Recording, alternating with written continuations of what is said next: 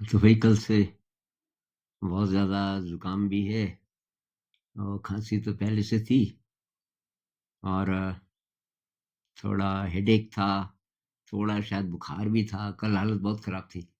कल तो वीडियो मैंने बनाया नहीं। आज भी अब शाम होने वाली है तो पूरा मन नहीं था, पर अभी मुझे लगा कि एक वीडियो तो बन सकता है। तो आज बात करेंगे भाई,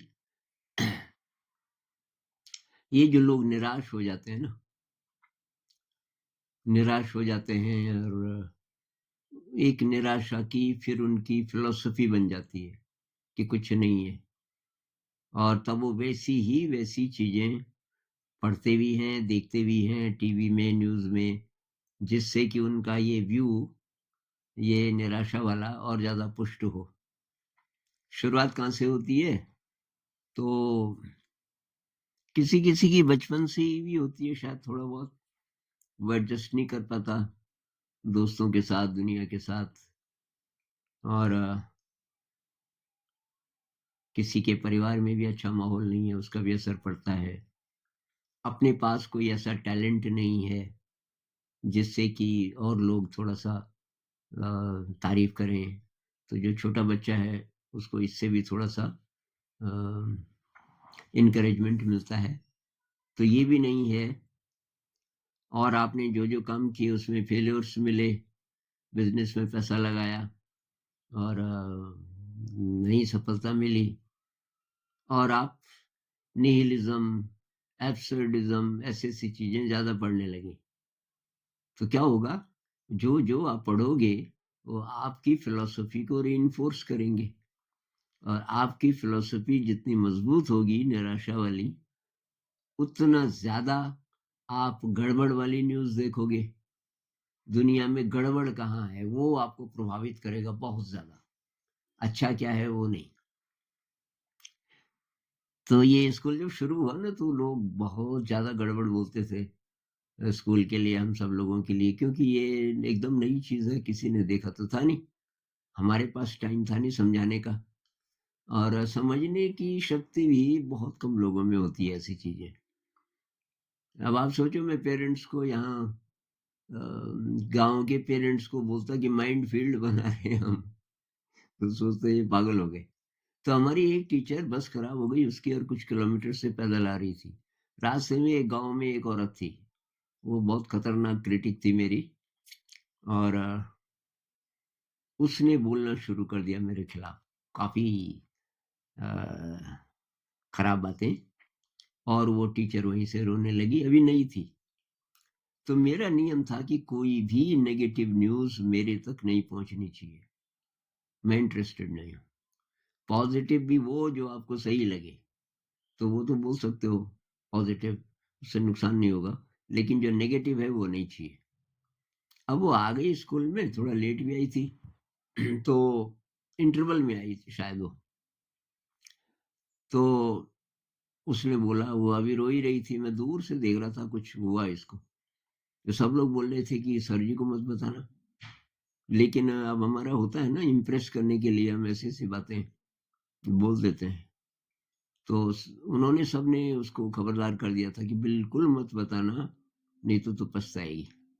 नहीं सुनी उसने, मेरे पास आ गई कि सर जी, मैंने कहा क्या हुआ?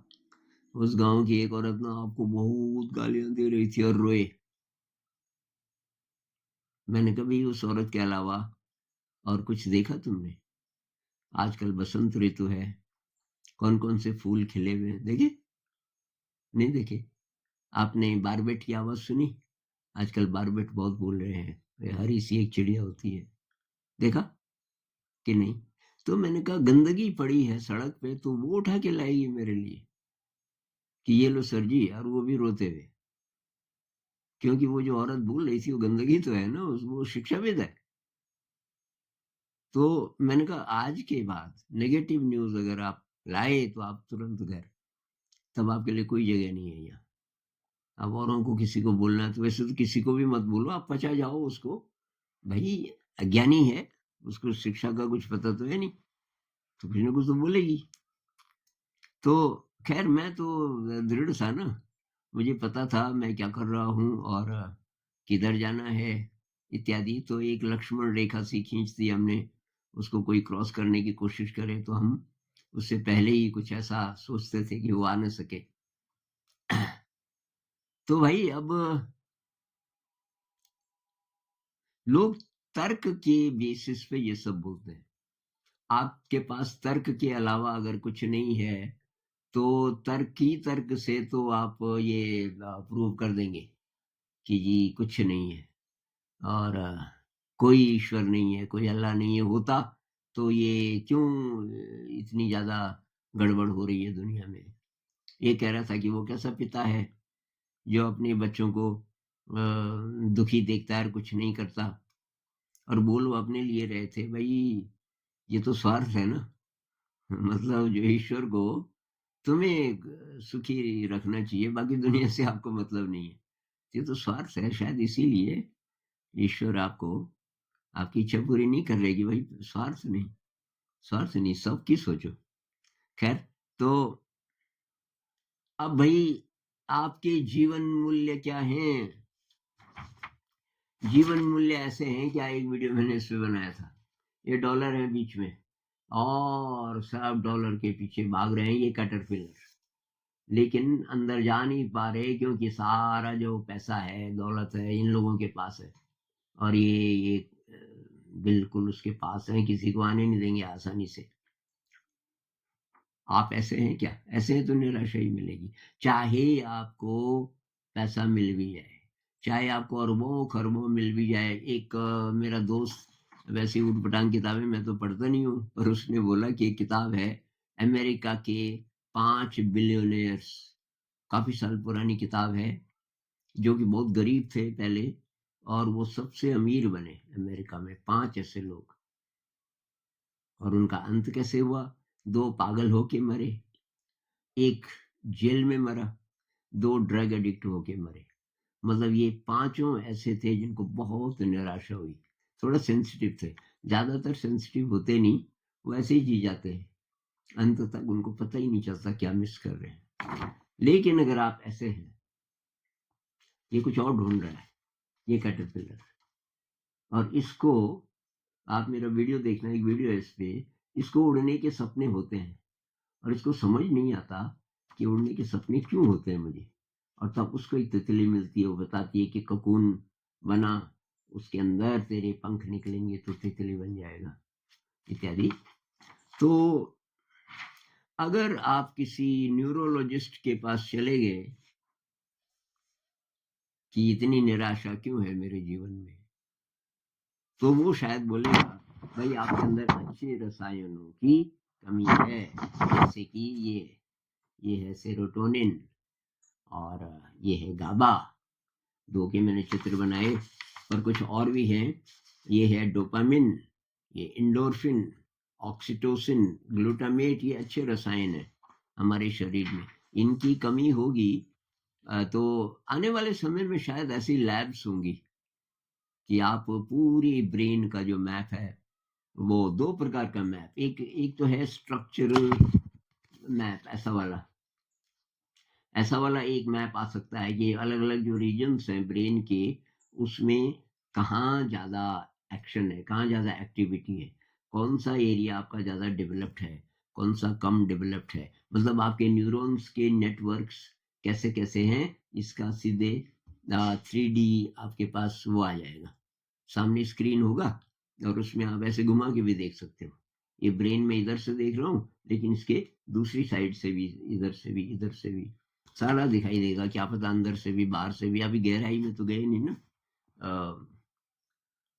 अगर आप किसी और दृष्टिकोण से देखें, मिस्टिकल दृष्टिकोण से देखें, तो मैं इसको ऐसे एक्सप्लेन करता हूँ कि भाई ये है ब्रेन, रंगीन वाला जितना हिस्सा है, मैं इसको बोलता हूँ ब्रेन।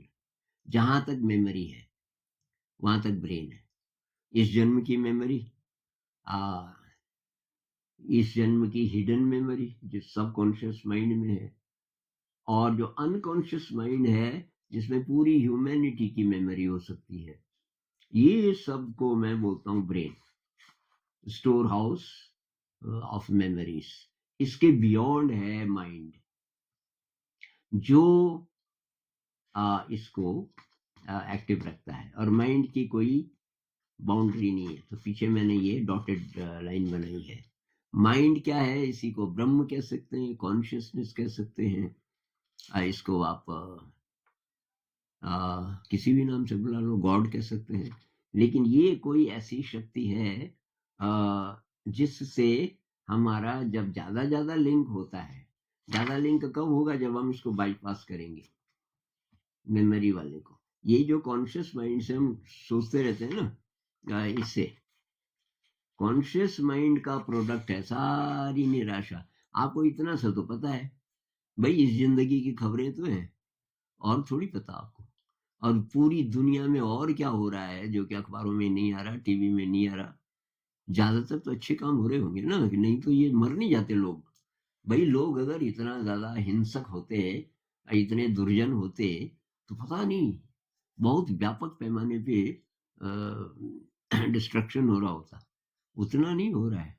8 बिलियन लोग हैं, तो रोज कितनी वारदातें पूरी दुनिया में होती है 8 बिलियन के हिसाब से, और इतने जो कॉम्प्लेक्स स्ट्रक्चर्स हैं उनके हिसाब से, और जितना फ्रस्ट्रेशन है यूथ में, किसी भी दिशा में आगे बढ़ने में बहुत मुश्किल है, बहुत फ्रस्ट्रेशन है। इसके बावजूद मनुष्य के अंदर ये इंटेलिजेंस है कि हम फिर भी ठीक रह ले रहे हैं।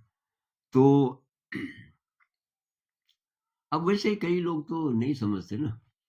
कई लोगों ने ठान लिया होता है कि नहीं जी नहीं, मुझे तो आत्महत्या करनी है, या जिंदगी तो ऐसी ही है।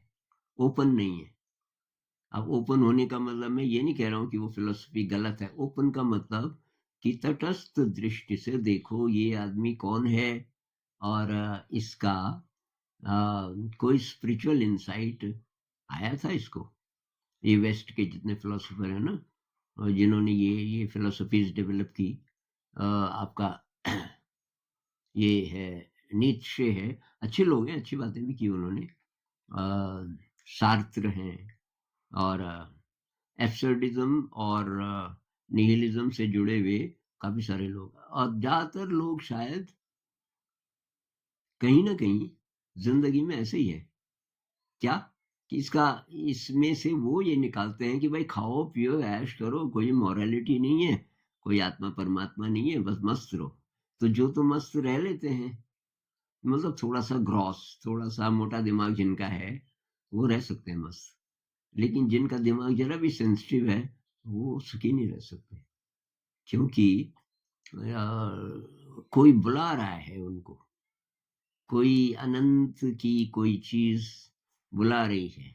शायद यहाँ से ये जो शक्ति है माइंड की, वो हमें खींच रही है कि भाई इसके बियॉन्ड का कोई अनुभव ले, थोड़ा सा ही सही, जो कि मेडिटेशन में पॉसिबल हो पाता है। तो भाई जिंदगी एक बहुत बड़ा तोहफा है। और कई लोग कहते हैं कि रोज का दिन ऐसे ही निकल जाता है, फोन पे उंगली घुमाते रहते हैं। ये तो तुम बर्बाद कर रहे हो ना अपने टाइम को। भाई क्रिएटिविटी, अब आप कहते हो किसी चीज में इंटरेस्ट नहीं है, अरे एक हारमोनियम पकड़ लो, आप सारे गामा करो। यहाँ मैं देखता हूँ लोगों को जिनका कोई इंटरेस्ट नहीं था, अब और लोग बजाने लगे तो कि अच्छा कहाँ पे सा, कहाँ पे? अब मैं ट्राई करती हूँ, सारे गामा पता, वो धीरे धीरे धीरे कई चीजें सीख गई, उसको रस आने लगा। तो रस एकदम शुरू में थोड़ी आएगा यार। जैसे प्यार होता है ना किसी से, पहली नजर में हो जाएगा।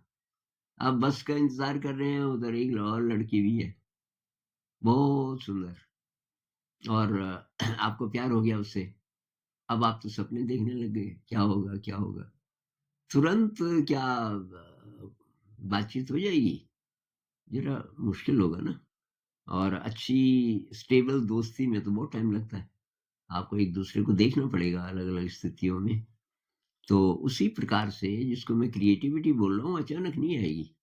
म्यूजिकल इंस्ट्रूमेंट भी रख दो, पेंटिंग का सामान रख दो, तो आप क्रिएटिव हो ही जाओगे, जरूरी नहीं है।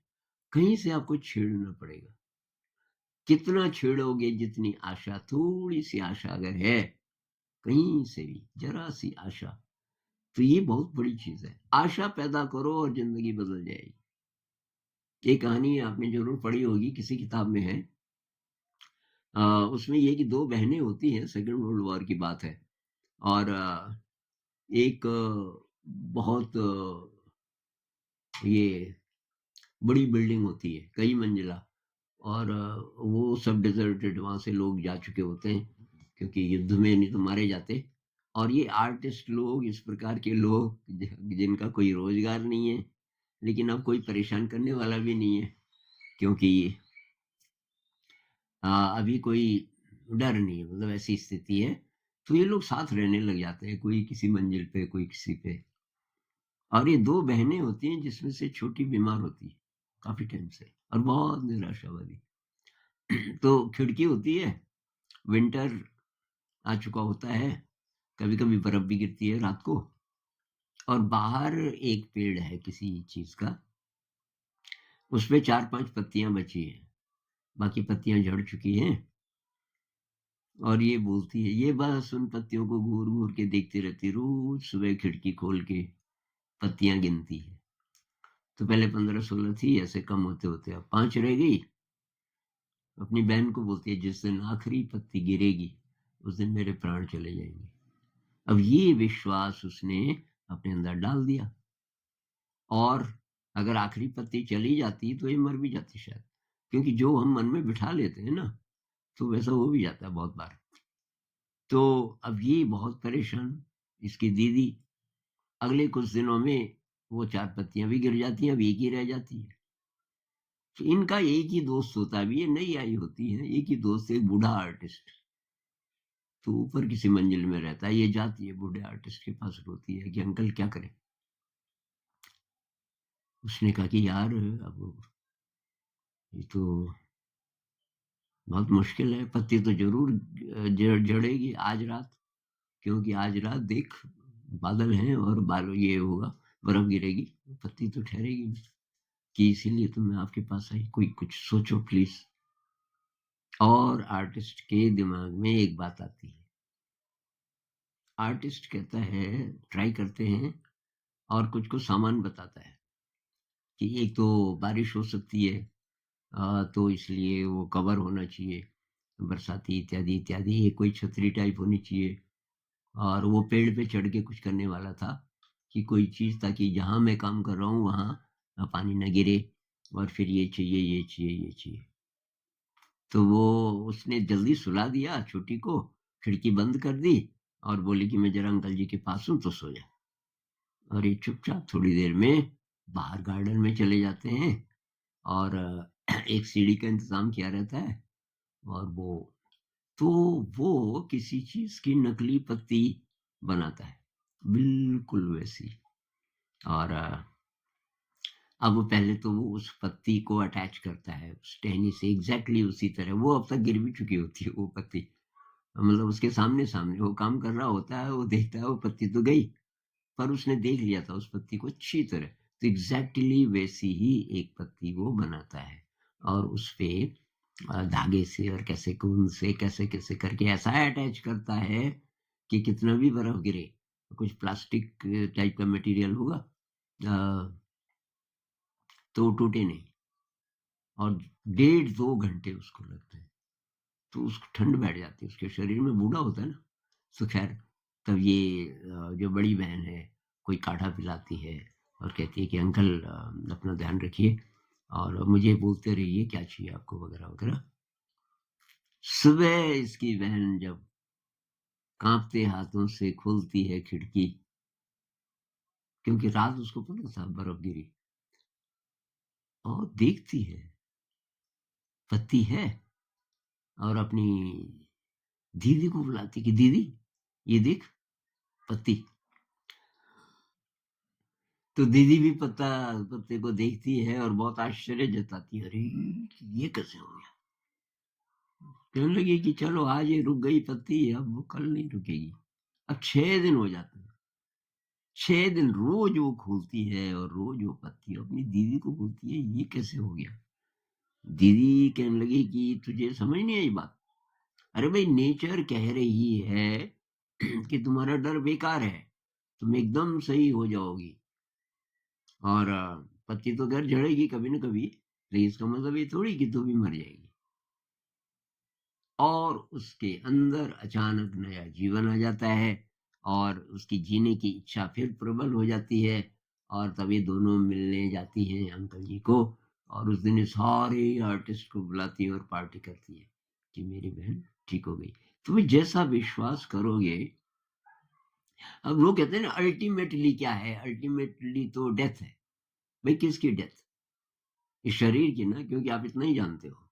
अगर आप कॉन्शियस ब्रेन पे रिलाई कर रहे हो इस पे, तो बस डेथ मतलब आपकी डेथ, क्योंकि आपका न तो विश्वास है किसी और शक्ति पर और ना अनुभव है।